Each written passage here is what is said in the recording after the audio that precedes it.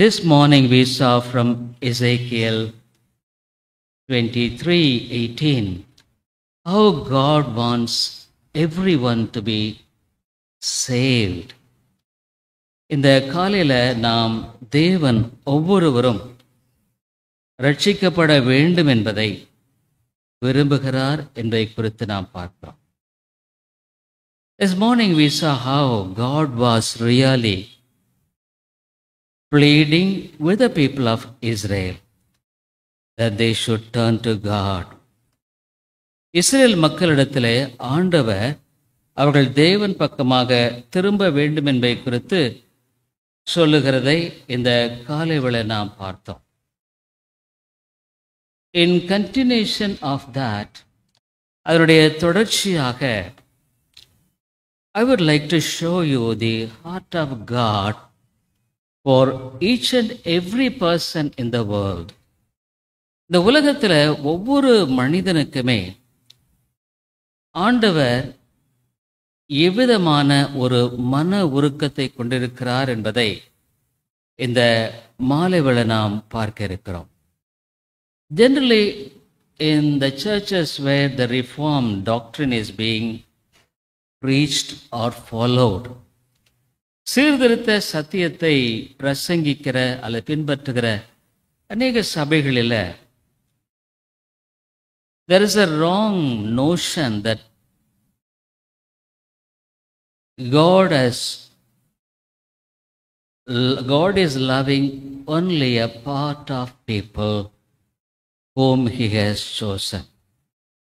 தேவன் தெரிந்து கொண்ட மக்களை மாத்திரமே நேசிக்கிறார் என்ற ஒரு தவறான ஒரு கருத்தும் விளங்குதலும் அநேக சீர்திருத்த சபைகளிலும் கூட அநேக கிருபையின் சத்தியத்தை போதிக்கிற சபையிலும் கூட கொண்டிருக்கிற மனநிலையை பார்க்கிறோம். But is it right? அது சரியா? No, dear friend. I always tell, நான் எப்பொழுதும் சொல்கிறேன், Spurgeon says, the Bible has not a single line. Spurgeon சொல்கிறாரு, இந்த வேதம் ஒரு கோடை கொண்டதாக இல்லை. It has got two lines. இரண்டு கோடுகளை கொண்டதாக இருக்கிறது. It is not your business to join both the lines. And somewhere in eternity it will join. And it is the God who teaches His mind and heart through the Bible. இது தேவன் தாமே அவருடைய மனதையும் விருப்பத்தையும் இந்த வேதத்தின் மூலமாக தெரிவிக்கிற காரியமாக இருக்கிறது. It is true, absolutely true. இது உண்மைதான். God has chosen before the foundation of the world. உலகம் உண்டாக்கு முன்பாகவே தேவன் ஒரு கூட்ட மக்களை தெரிந்து கொண்டிருக்கிறார் என்பது உண்மை. We don't deny it. அது நம்ம மறுக்கல. But on the other side, இன்னொரு பக்கத்தில் God says and He reveals His heart that He longs for everyone to be saved in the world. இந்த உலகத்தில் ஒவ்வொருவரும் ரட்சிக்கப்பட வேண்டும் என்று ஆண்டவர் விரும்புகிறார் என்பதை வேதம் தெளிவாக சொல்லுகிறதையும் வேதம் போதிக்கிறது. Sometimes in order to accommodate for our own convenience, நம்முடைய சொந்த அந்த விளங்குதலுக்கு ஏற்ற வண்ணமாக சில வசனங்களை நாம் தவறாக கூட வியாக்கியம் பண்ண வாய்ப்பு இருக்கிறது. We may interpret it wrongly because if we would like to accommodate those verses for our convenience, that's not right. That's சரியில்லை. The Bible is very clear. வேதம் தெளிவாக சொல்லுகிறது. So I would like to enlighten the heart of God this evening to you regarding you and me. உன்னை குறித்து என்னை குறித்து தேவனுடைய இருதயத்தை இந்த மாலையில் உங்கள் மத்தியிலே காட்ட விரும்புகிறேன். Dear people, the people of Israel were truly chosen by the Lord. among so many nations, அநேக தேசங்களின் மத்தியில் தேவன் இஸ்ரவேல் மக்களை தெரிந்து கொண்டார் என்பது உண்மை. No doubt about it. God himself has said that he has chosen them among so many nations of this world. இந்த உலகத்தினுடைய பல தேசங்களின் மத்தியில் உங்களை நான் தெரிந்து கொண்டேன் என்று ஆண்டவர் சொன்னார். But that doesn't mean that he will be favorable to them when they don't want God to be in the center of their lives. ஆண்டவர் அவருடைய வாழ்க்கையில மையமாக வைக்க விரும்பவில்லை என்றாலும் ஆண்டவர் அவர்களுக்கு நான் உங்களுக்கு சகாயம் செய்வேன் பைபிள் எங்கே சொல்லல. He is a God of justice. அவர் நீதியின் தேவன். When Adam and Eve sinned, ஆதாம் ஏவாள் பாவம் செய்த பொழுது, a soul will die when you sin. நீ பாவம் செய்யும் பொழுது உன்னுடைய ஆத்மா மரித்து போகும் என்று சொன்னார். But here we see the heart of God, that he didn't like the human generations of this Adam and Eve to die in their sins. இந்த ஆதாம் ஏவானுடைய பிள்ளைகள் அவருடைய பாவத்தில் மரிக்க வேண்டும் என்று தேவன் விரும்பவில்லை. He never changed this justice. இந்த நீதியை அவர் ஒரு நாளும் மாற்றவில்லை. The soul that sinneth should die. பாவம் செய்கிற ஆத்மா சாகவே சாகும். But what did God do? ஆண்டவர் என்ன செஞ்சார்? He took that punishment upon himself. அந்த தண்டனை அவர் ஏற்றுக்கொண்டார். In order to relieve the people, the generation of Adam and Eve, you and me, உன்னையும் என்னை விடுவிக்கும்படியாக தேவன் அந்த ஆக்கினையை அவர் சுமந்து கொண்டார். This is the heart of God. இதுதான் தேவனுடைய அன்பு. Dear people, we trust and believe that this is the word of God is the central of our belief and life. நானுடைய வார்த்தை தான் நம்முடைய வாழ்க்கையின் மையமாகவும் நம்முடைய நம்பிக்கையின் மையமாகவும் இருக்கிறது என்பதை நாம் அறிந்திருக்கிறோம். There is no doubt about it. அதில் சந்தேகம் இல்லை. When the reformers brought out the Bible, which was hidden for 1000 years, 1000 வருடங்களாக மறைக்கப்பட்டிருந்த வேதத்தை சீர்திருத்தவாதிகள் வெளியே கொண்டு வந்த பொழுது, there was a great spiritual awakening among the people. மக்கள் மத்தியிலே ஒரு பெரிய ஆவிக்குரிய எழுச்சி உண்டாயிற்று. The word of God opened their eyes. இந்த வார்த்தை அவருடைய கண்களை திறந்தது. Their spiritual eyes were open. அவருடைய ஆவிக்குரிய கண்கள் திறக்கப்பட்டது. They saw God and His holiness. தேவனுடைய பரிசுத்தத்தை பார்த்தாங்க.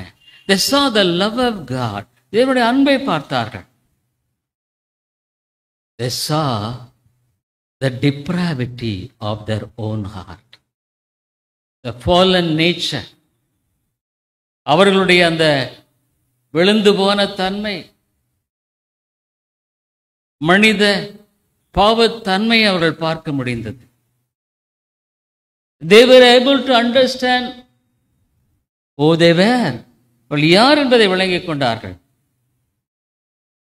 Above all, they could understand that God wants each one to repent and turn to God. ஒவ்வொருவரும் மனம் திரும்பி தேவன் பக்கமாக வர வேண்டும் என்றுதான் விரும்பினார். So when the people of Israel, they were going astray, Israel மக்கள் வழி விலகி போன பொழுது, God didn't say, okay, you are all my children, I will bless you. சரி, நீங்க எல்லாம் என்னுடைய பிள்ளைகள், உங்களை நான் ஆசீர்வதிப்பேன்னு சொல்லல. What did God say? தேவன் என்ன சொன்னார்? Repent of your sins. உங்க பாவங்களை குறித்து மனம் திரும்புங்கள். Turn to me. என் பக்கமாக திரும்புங்கள். So in order to make them to realize of their own sins, அவருடைய பாவங்களை அவர்கள் விளங்கிக் கொள்ளும்படியாக God sent his prophets, தீர்க்கதரிசிகளை அனுப்பினார். God sent Isaiah, ஏசாவை அனுப்பினார். But the people refused to give heed to the word of God. ஆனால் அந்த மக்கள் தீர்க்கதரிசியின் மூலமாக அனுப்பப்பட்ட தேவனுடைய சத்தியத்தை கேட்க மறுத்தார்கள். God sent Jeremiah. எரேமியா அனுப்பினார். He proclaimed the word of God. தேவனுடைய வார்த்தையை பிரசங்கித்தார். And he warned the people. மக்களை எச்சரித்தார். If you really disobey God,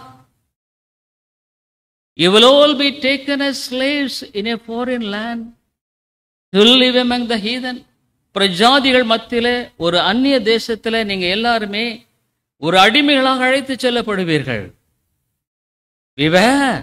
எச்சரிக்கையா இருங்க. God warned again and again. மறுபடியும் எச்சரித்தார். But people despised the warning of God. அவருடைய சத்தியத்தை, அந்த எச்சரிப்பை புறக்கணித்தார்கள். Dear people, this God is a God of patience. இந்த தேவன் பொறுமையுள்ள தேவன். Even though we rebel against God in so many ways, ஆண்டவருக்கு எதிராக நாம் அநேக வேளைகளில் கலகம் பண்ணினாலும், God is patiently dealing with us. தேவன் பொறுமையாக நம்மோடு இடைப்பட்டு கொண்டே இருக்கிறார் பாருங்களேன். In so many ways, even though we hear God's word, அவருடைய வார்த்தையை கேட்டாலும், we would like to have our own ways. நம்முடைய சொந்த வழிகளை கொண்டிருக்க விரும்புகிறோம். We want to have our own plans. நம்முடைய திட்டங்களை கொள்ள விரும்புகிறோம். But God wants us to bless, and the way by which he wants to bless is to commit our lives to him. ஆண்டவர் நம்மை ஆசீர்வதிக்க விரும்புகிறார். அவர் நம்மை ஆசீர்வதிக்க விரும்புவதனுடைய அந்த வழிமுறை என்னன்னா, நம்முடைய வாழ்க்கை அவருடைய கரத்தில் ஒப்புக் கொடுப்பது. So Jeremiah warned those people again and again. எரேமியா அவ்விதமாக அந்த மக்களை மறுபடியும் எச்சரிக்கிறார். These people, they were very stubborn people. இந்த மக்கள் மிக மிக ஒரு பிடிவாதமான ஜனங்கள். The people of Israel. Probably we may say that the people of Israel were like that. ஒருவேளை இஸ்ரவேல் மக்கள் அப்படியாக இருந்தார்கள் என்று சொல்லலாம். But we too are of the same kind. நம்மளும் அப்படித்தாங்க இருக்கிறோம். So it happened that God raised up a king called Nebuchadnezzar from Babylon. It's all historical evidence. சரித்திரபூர்வமான நிகழ்ச்சிகளை நெபுகத்நேசர் ராஜாவை எழுப்பினார். These people did say, சொன்னாங்க, oh, we have the temple of God in our midst. ஆண்டவருடைய ஆலயம் மத்தியில் இருக்கிறது. So nobody can touch us. யாரும் நம்ம தொட முடியாது. But Bible never says because of the temple they could be protected. ஆலயம் அவர் மத்தியில் இருக்கிறதுனால அவர் பாதுகாக்கப்படுவாங்கன்னு வேதம் சொல்லல. God said, turn to me, என் பக்கமா திரும்புங்கள் தான் சொன்னாரு. But dear people, it was a false hope in their hearts. அவங்க நம்பிக்கை ஒரு பொய்யான ஒரு நம்பிக்கை. Because the temple is in our midst, ஆலயம் மத்தியில் இருக்கிறது. Nobody can shake us. நம்ம தொட முடியாது, அசைக்க முடியாது. Many times we do even have some false hopes which is not based on the word of God. That's a big problem. தேவனுடைய வார்த்தையை சார்ந்த ஒரு பொய்யான நம்பிக்கை அநேக சமயங்களில் நம்மை வழிநடத்துகிறதா இருக்கு. அதான் பிரச்சனை. So they were all taken as slaves to Babylon. அவங்க எல்லாம் அங்கே அநேகர் சிறை கைதிகளாக பாபிலோன் தேசத்துக்கு அழைத்து செல்லப்படுகிறீர்கள். See, God didn't allow them to be destroyed in that heathen land. அந்த பிரஜாதி தேசத்தில் அவங்க அழிக்கப்படக்கூடாது ஆண்டவர் விரும்பலைங்க.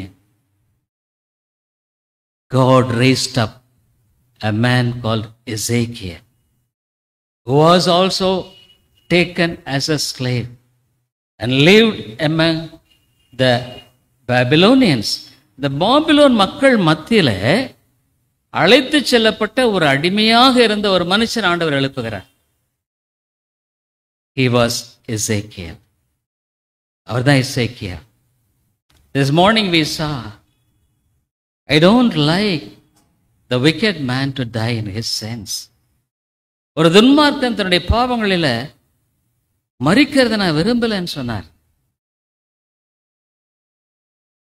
Dear people, we could see the fatherly heart of God in this. ஒரு தகப்பனுடைய ஒரு இருதயத்தை தாங்க நம்ம பார்க்கிறோம். Not only in this place, we really see the Bible, the whole Bible. The வேதம் முழுதுமா நீங்க பார்த்தீங்கன்னா, we could see and understand the fatherly concern and love in the heart of God. ஒரு தகப்பனுடைய ஒரு கரிசனை மக்கரையும் தான் வேதத்தில் நம்ம பார்க்கிறோங்க. Because we could not understand the fatherly love of the Father,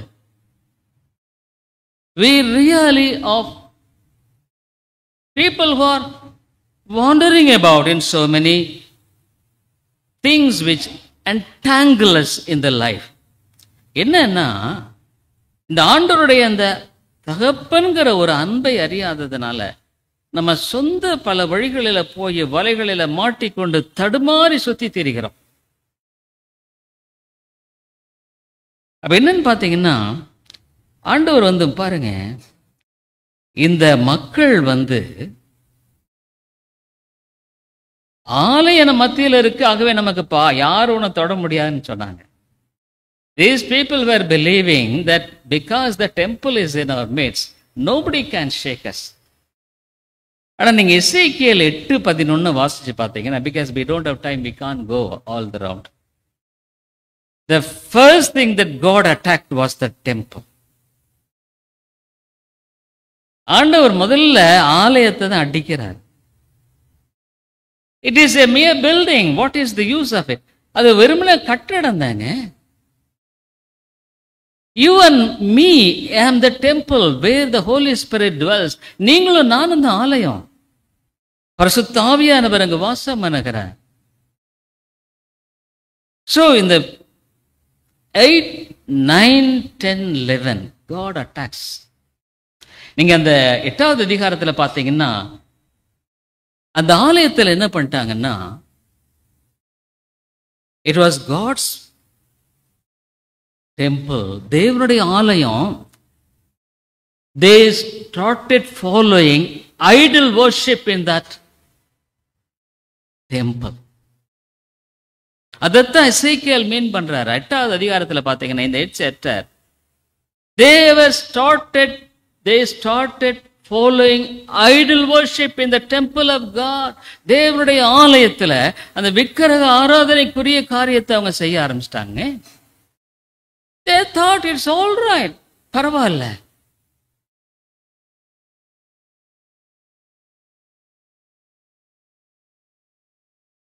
அந்த 9வது அதிகாரத்தில் பார்த்தீங்கன்னா, angels mock the righteous and slay the wicked. என்ன பண்ணாரு? அந்த காரியம் உள்ள வந்த உடனே நீங்க வேதத்துல வாசிப்பீங்கன்னா, இஸ் a God, அவர் தேவன். அங்க என்ன பண்ணாருன்னா, தேவ தூதனின் மூலமாக நீதியாக இருந்த மக்களை பாதுகாத்தார். தேவனுடைய நீதிக்கு புறமானவர்களை தேவன் அந்த இடத்துல தண்டிக்கிறார். 10வது வசனத்துல, 10வது அதிகாரத்தில், இந்த 10th chapter, God's glory left of the temple. அந்த ஆலயத்தை விட்டு தேவனுடைய மகிமை போய்விட்டது. But even in that 11th chapter in Ezekiel 11வது அதிகாரத்துல God calls them. தேவன் அவர்களை அழைக்கிறார். That he will give them a new heart, a new spirit. ஒரு புதிய இருதயத்தை, புதிய ஆவியை கொடுப்பேன் என்று அழைக்கிறார். You see, dear people, many times we pronounce judgment of God very quickly. அநேக சமயங்களில் தேவனுடைய நியாய தீர்ப்பை வெகு சீக்கிரத்தில் நம்ம சொல்லி நம்ம தண்டிக்கப்பட்டான், அவனாலதான் இப்படி இதெல்லாம். Is misrepresentation of God's heart. ஆண்டவருடைய இருதயத்தை விளங்காமல் பேசுகிற ஒரு காரியம். God is so patient with me. தேவன் என்னோடு கூட பொறுமையாக இருக்கார். Dear people, I could say, even today I am learning. So many things which I have not learned so many years, God is teaching me. எத்தனையோ வருஷங்களாக நானும் ஆண்டவரை பின்பற்றானா, எத்தனையோ வருடங்கள் கற்றுக் கொடுக்காத பல காரியங்களை இன்றைக்கும் எனக்கு கற்றுக் கொடுக்கிறார். Still, I really wonder when God teaches me the truth. சத்தியத்தை போதிக்கும் பொழுது நான் ஆச்சரியப்படுகிறேன். Dear people, you must come to the word of God. தேவனுடைய வார்த்தையின் பக்கமாக வரணும். Many people, you don't read the Bible. வேதத்தை வாசிக்கிறதில்ல. You don't have time for God's word. தேவனுடைய வார்த்தைக்கு நேரம் இல்லை. So many things are there even in the internet. So many things about the Bible. வேதத்தில் எத்தனை காரியங்கள் இருக்குது. But dear people, what did these people do? இந்த ஜனங்க என்ன செஞ்சாங்கன்னா, they neglected the word of God. தேவனுடைய வார்த்தையை புறக்கணித்து they started judging themselves righteous because of their own standard. அவங்க என்ன பண்ணாங்க, நாங்க இப்படி இருக்கிறோம் அப்படின்னு அவங்க தங்களுடைய அளவுகளில் வச்சுக்கிட்டு நியாயம் தீர்த்துட்டாங்க. But God, ஆனா தேவன் is a righteous God. அவர் நீதியுள்ள தேவன். Sin should be punished. பாவங்கள் தண்டிக்கப்படத்தான் வேணும். All the sins which you have committed, I have committed, go in the air. நீங்க செஞ்ச பாவத்தையும் நான் செஞ்ச பாவம் வானத்துல போயிராதையா? Don't think that all will be passed off. எல்லாம் கரைஞ்சு போன நினைக்க. Bible says what you sow you have to reap. நீ எதை விதைக்கிற இதை அறுக்கணும். Bible is very clear about that. வேதம் அதை குறித்து தெளிவாய் சொல்லுகிறது. But where lies the hope for a sinner? ஒரு பாவிக்கு அந்த நம்பிக்கை எங்க இருக்கிறது? It is true, I have sown my sins. என்னுடைய பாவங்களை நான் விதைச்சிட்டேன். But God says that there is no need for you to reap. அதை அறுக்க வேண்டிய அவசியம் உனக்கு இல்லை. I reaped it. நான் அதை அறுத்துட்டேன். I suffered for you. உனக்காக நான் படுகளை பட்டிருக்கிறேன்.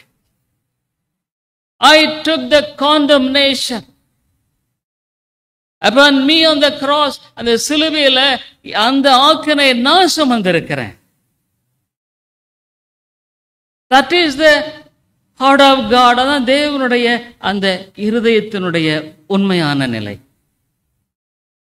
He doesn't want you to be punished. நீ தண்டிக்கப்பட வேண்டும் என்பது அவருடைய விருப்பம் இல்லை. I wonder that God never created hell for the human being. Can you show in the Bible any place where God created hell for the human being? மனுஷனுக்காக நரகத்தை உண்டாக்கினார் என்று சொல்லி பைபிள்ல ஏதாவது ஒரு இடத்துல நீ காட்ட முடியுமா கேட்கிறேன். What did God say when the final judgment came? அந்த கடைசி நியாய தீர்ப்பு வந்த பொழுது ஆண்டவர் என்ன சொன்னார்? பிசாசு அவனுடைய தூதர்களுக்கு ஆயத்தப்படுத்தின. The place where was prepared for the devil and his angels. So, dear people, there is no need for you to reap and to be punished. அதை அறுக்க வேண்டியது, தண்டிக்கப்பட வேண்டியது உன்னுடைய கடமை, காரியம் அல்ல. It is time for us to turn to God wholeheartedly. முழு இருதயத்தோடு தேவன் பக்கமாய் திரும்பும்படியான வேளை இது. I tell you, dear people, because of all the things which you are passing through, நீ கடந்து போகிற உன்னுடைய வாழ்க்கையினுடைய எல்லா காரியங்களும் probably misery, துயரம், all things which you pass through, all the disappointments, all the discouragements, சோர்வுகள், தளர்வுகள் எல்லாமே, it's because you have chosen yourself for that. அதை நீங்களாகவே தெரிந்து கொண்டதுனால தான் it is being allowed in your life. அது உன்னுடைய வாழ்க்கையில் அனுமதிக்கப்பட்டிருக்கிறது. There is no satisfaction in your life. அவனுடைய வாழ்க்கையில் திருப்தி இல்லை. You despair. வாழ்க்கையில் சலித்து போன ஒரு மனிதன், டிஸ்கரேஜ், சோர்ந்து போற ஒரு மனிதன். You are already in so many ways bombarded with the fear of the future. எதிர்காலத்தை குறித்த ஒரு பயம் ஏற்கனவே உனக்குள்ள இருக்குது. You can't deny that. மறுக்க முடியாது. What will happen? என்ன நடக்கும்? Will it be done properly? சரியா நடக்க முடியுமா? Will there be a disappointment if I take this step?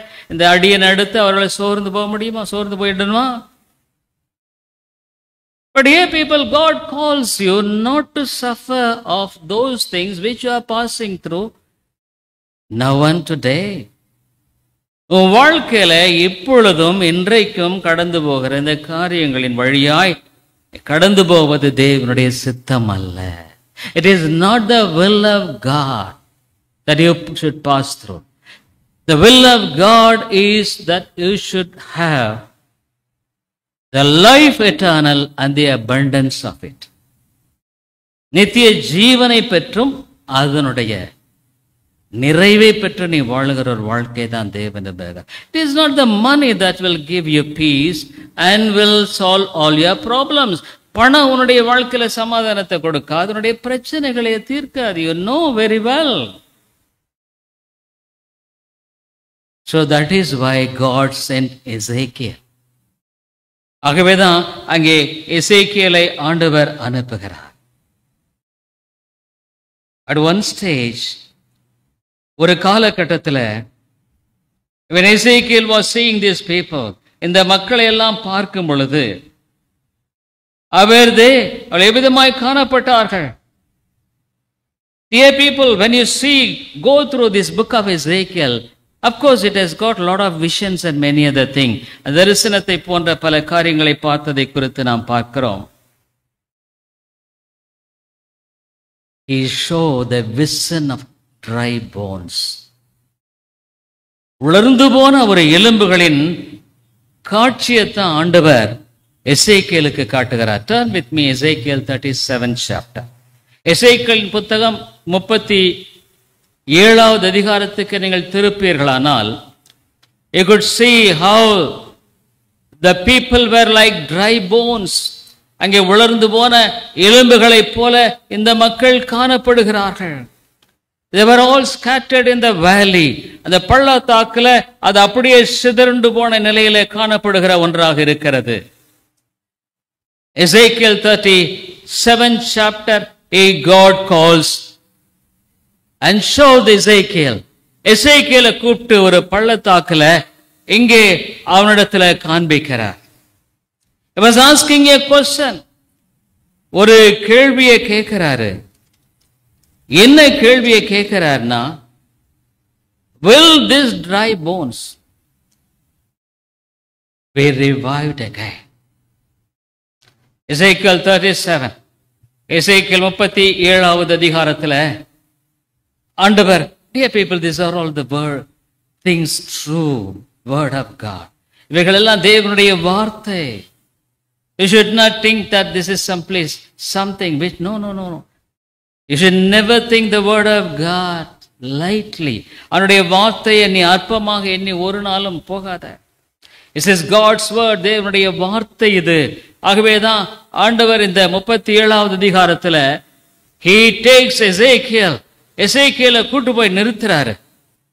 First, கர்த்தருடைய கை என் மேல் அமர்ந்து கர்த்தரனை ஆவிக்குள்ளாக்கி வெளியே கொண்டு போய் எலும்புகள் நிறைந்த ஒரு பள்ளத்தாக்கின் நடுவில் நிறுத்தி என்னை அவைகளின் அருகே சுற்றி நடக்க பண்ணினார். இதோ பள்ளத்தாக்கின் வெட்ட வெளியிலே அந்த எலும்புகள் மகா திரளாய் கிடந்தது. அவைகள் மிகவும் உலர்ந்ததாயிருந்தது. Suppose if we go to a burial ground, ஒரு கல்லறை கிட்ட போனா you can see lot of bones, அநேக எலும்புகளை பார்க்கலாம். Especially medical students when they do second year, மருத்துவ படிப்பு படிக்கிறவங்க பார்த்தீங்கன்னா 2வது வருஷத்துல they have to dissect the dead bodies, the whole body. 1.5 வருஷத்துல in 1.5 years they have to dissect every nerve, every muscle, ஒவ்வொரு சத நரம்பெல்லாம்.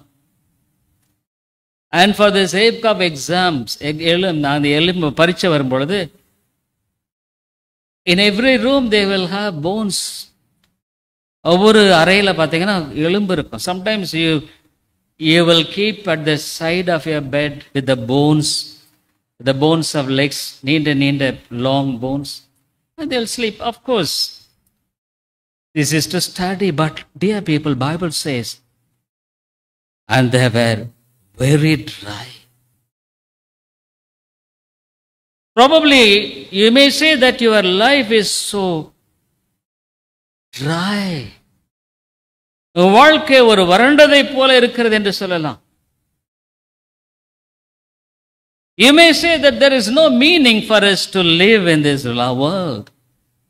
It's very dry. இந்த உலகத்தில் வாழ்வதற்கு அர்த்தம் இல்லை, இது வறண்டதாக இருக்கிறது என்று சொல்லலாம். But God asked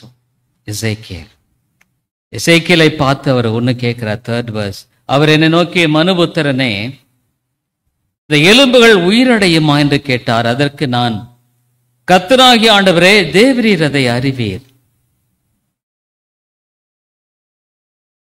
Lord, you know. On the human perspective, there is no hope at all. மனுஷ நிலையில இந்த எலும்பு எப்படிங்க திரும்பமா ஒரு உயிரடைந்து ஒரு மனுஷனா நிக்க முடியும்? How could they all will have life and stand as men and women? ஆணும் பெண்ணா நிற்க முடியுமா? But the prophet said, Lord, you know that. ஏன் தெரியுங்களா? You are a sovereign God. நீ சர்வ ஏகாதிபத்தியம் உள்ள தேவன். You will make the dry lives to be a fertile one. ஒரு வறண்டு போன வாழ்க்கை செழிப்புள்ளதாக மாற்றுகிறவர் நீர் ஆண்டவரே. And there is nothing impossible with thee. உம்மால கூடாத காரியம் எதுவுமே இல்லை. Lord, you can. ஆண்டவரே, உம்மால முடியும். Dear people, that is faith. அதான் விசுவாசம். Probably you may think that your life is useless. உன்னுடைய வாழ்க்கையில பிரயோஜனம் இல்லை நினைக்கலாம். You may think that your life is wasted. உன்னுடைய வாழ்க்கை வீணாயிடுச்சு நினைக்கலாம். But God says, I will make you to live again. நீ மறுபடியும் பிழைக்கும்படியாக நான் உன்னுடைய வாழ்க்கையை நான் செய்யறேங்கிறான். Dear people, this God is the God who is true to his word. உடைய வார்த்தைக்கு உண்மையுள்ள தேவன் இவருங்க. அப்பதான் ஆண்டவர் சொல்றாரு, he just asked Ezekiel to proclaim his word. அவருடைய வார்த்தை எசேக்கியேலை அங்க சொல்லும்படியா சொல்றாரு. 4th verse, அப்பொழுது அவர், நீ இந்த எலும்புகளை குறித்து தீர்க்கதரிசனம் உரைத்து அவர்களை பார்த்து சொல்ல வேண்டியது என்னவென்றால், உலர்ந்த எலும்புகளே, கர்த்தருடைய வார்த்தையை கேளுங்கள்.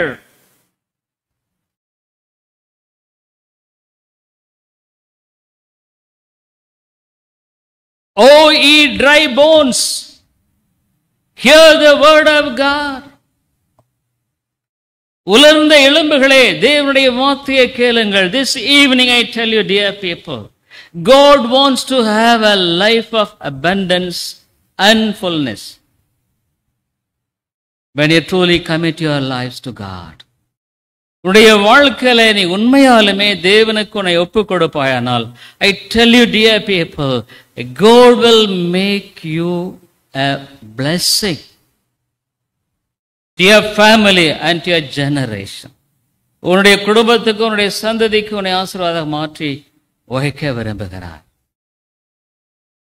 I don't know how many years you passed. கடந்து எத்தனை வருஷம் கடந்து போன தெரியாது. How was your life? I don't know. உன்னுடைய வாழ்க்கை எவ்வளவு போனது தெரியாது. But now it is the call of God. தேவனுடைய அழைப்பு. He said to Ezekiel, command. அவர் சொன்னாரு, உலர்ந்த எலும்புகளே, கர்த்தருடைய வார்த்தையை கேளுங்கள்.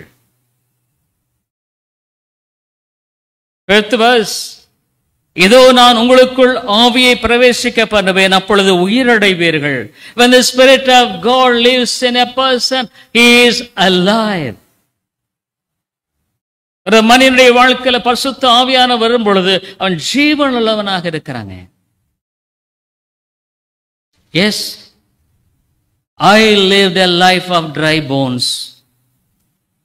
ஒரு காலத்தில் உலர்ந்த எலும்புகளின் போல வாழ்க்கையை கொண்டிருந்த என்ன வாழ்க்கையில God made me to be alive. உயிரோடு எழும்பும்படியாக தேவன் செய்தார். அப்ப பார்க்கிறோம் அங்கே விதமாக உலர்ந்த எலும்புகளை கர்த்தருடைய வார்த்தையை கேளுங்கள். கர்த்தராகிய ஆண்டவர் இந்த எலும்புகளை நோக்கி, இதோ நான் உங்களுக்குள் ஆவியை பிரவேசிக்க பண்ணுவேன், அப்பொழுது உயிரடைவீர்கள். நான் உங்கள் மேல் நரம்புகளை சேர்த்து, 8th verse, உங்கள் மேல் மாம்சத்தை உண்டாக்கி உங்களை தோலினால் மூடி உங்கள் ஆவியை கட்டளையிடுவேன், அப்பொழுது நீங்கள் உயிரடைந்து நான் கர்த்தர் என்று அறிந்து கொள்வீர்கள் என்று உரைக்கிறார் என்று சொல். Dear friends, 6th verse Bible says, and I will lay snows upon you, I will bring up flesh upon you and cover you with the skin and put breath in you, and ye shall live, and ye shall know that I am the Lord. The உலகத்துல the greatest privilege of each and every person in the world is to know him that he is Lord. இந்த உலகத்துல ஒரு மனிதனுடைய வாழ்க்கையில கிடைக்க பெறுகிற மிகப்பெரிய ஒரு ஸ்லாக்கியம் என்ன தெரியுங்களா? அவர் கர்த்தர் என்று அறிவது தாங்க. The God who has called me, என்னை அழைத்த தேவன். He said, I am like a dry bone. நான் உலர்ந்த எலும்புகளை போல இருக்கிறேன். My life is of dead works. மரித்து போன கிரியைகளை கூட. There is no real meaning even in my own life to live and to continue in this world.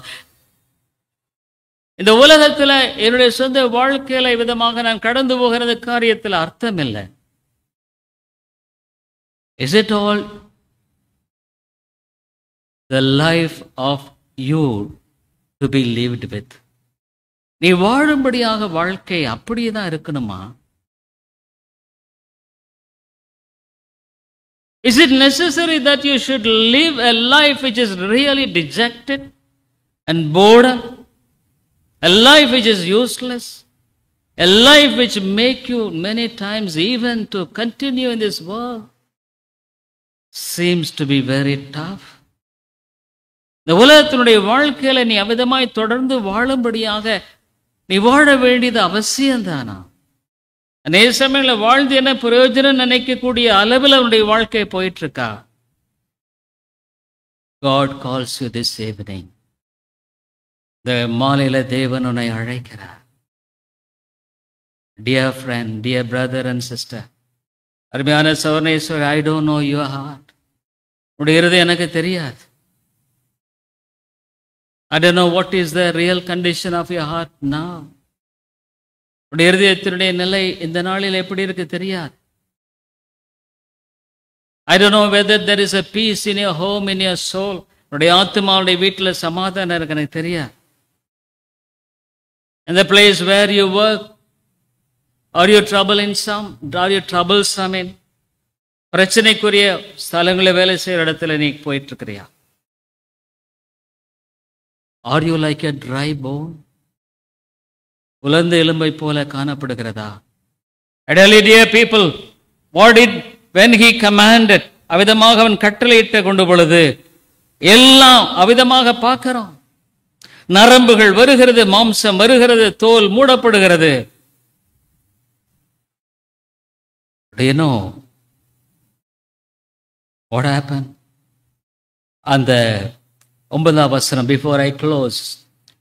அப்பொழுது அவர் என்னை பார்த்து, நீ ஆவியை நோக்கி தீர்க்கதரிசனம் உரை, மனுபுத்திரனே நீ தீர்க்கதரிசனம் உரைத்து ஆவியை நோக்கி கர்த்தராகிய ஆண்டவர் உரைக்கிறது என்னவென்றால், ஆவியே நீ காற்று திசை 4லும் இருந்து வந்து கொலையுண்ட இவர்கள் உயிரடையும்படிக்கு இவர்கள் மேல் ஊது என்கிறார் என்று சொல் என்றார். God said, oh, breath and breathe upon this land that they may live. The very purpose of Christ came into the world is for us to live and with all its fullness. கிறிஸ்து இந்த உலகத்தில் வந்தனுடைய நோக்கமே நான் ஜீவனை பெறும்படியாகும். ஜீவனை என்னுடைய வாழ்க்கையில உண்டாயிருக்கும், ஜீவன் உண்டாயிருக்கும், அது பரிபூர்ணப்படவும் வந்தேன். With all its fullness. I tell you, the end of a person who lives in God and who believes in God will be peace.